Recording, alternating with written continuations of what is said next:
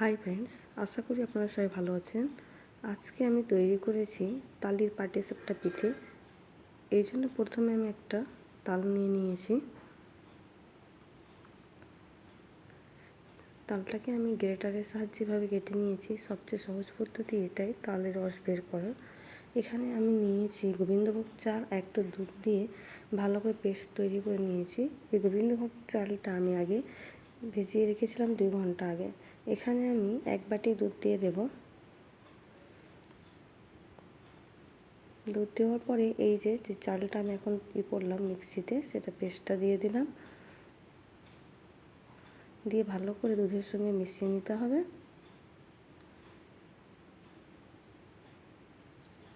এরপর এর মধ্যে দিয়ে দেব তালের পাল্পটা 1 বাটি। ভালো করে মিশিয়ে নেওয়ার পর এর মধ্যে আবারও 1 বাটি চিনি দিতে হবে। যে যেরকম মিষ্টি খান সেই অনুযায়ী। এখানে 1 বাটি দিলাম আমি চিনি। দিয়ে ভালো করে মিক্স করে নেব। এরপর এখানে 2 চা চামচের মতো গুঁড়ো দুধ দিয়ে দিলাম। গুঁড়ো দুধটাকে ভালো করে মিশিয়ে নিতে হবে। আর মিনিট 5 এটা সেদ্ধ করলে তৈরি হয়ে যাবে। এটা ভালো করে ঘন করে নিতে হবে।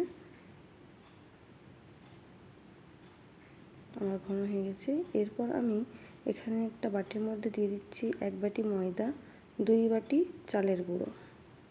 এগুলো সবগুলো আমি চেলে নিয়েছি, ভালো করে চেলে নিতে হবে। এরপর এখানে দিয়ে দিচ্ছি 1 বাটি চিনি। পাত্রটা ছোটো হয়ে গেছে, আমি অন্য পাত্রে এক্ষুনি ঢেলে দেব। এখানে 1 বাটি চিনি আর 1 বাটি তালের পাল্প দিয়ে দিতে হবে। এই যে বড় পাত্রে নিয়ে নিয়েছি। এবার দুধ দিয়ে মিশ্রণটাকে ভালো করে মিক্স করে নেব। এটা পাতলা হবে না আর ঘনও হবে না। এই যে এবার তখন আমি একটুখানি তেল লাগিয়ে নিচ্ছি চামচের সাহায্যে। এরপর আমি এই তালের ব্যাটারটা দিয়ে দিলাম। এইরকম ব্যাটার তৈরি হবে, বেশি পাতলাও না আর ঘনও না। এই যে এভাবে তৈরি করে নিতে হবে।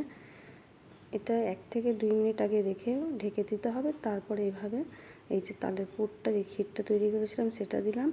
আস্তে আস্তে এটা করবেন, না হলে ভেঙে যেতে পারে। ওই জন্য আস্তে আস্তে করে নিচ্ছি। এইভাবে তাড়াহুড়ো করতে যাবেন না, এভাবে আস্তে আস্তে আলতোভাবে করতে থাকবেন। এই যে হয়ে গেল। 2 চামচ লাগলো না, একটাতে উঠে আসলো সুন্দরভাবে। এইভাবে আমি সবগুলোকে একের পর এক করে নেব।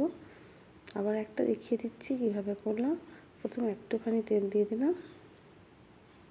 গ্যাসের ফ্লেমটা সম্পূর্ণ লো হিটে রাখার চেষ্টা করবেন।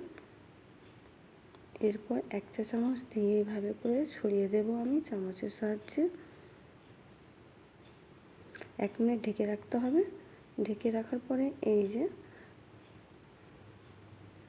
হিটটা দিয়ে দিলাম তাহলে সেটা দিয়ে আস্তে আস্তে আমি এইভাবে পাটিসাপটার শেপ দিয়ে দেব। এই যে পাটিসাপটাগুলো খুব সুন্দর হয়েছে, দেখতেই পাচ্ছেন। আস্তে আস্তে আমি করছি যাতে ভেঙে না যায়।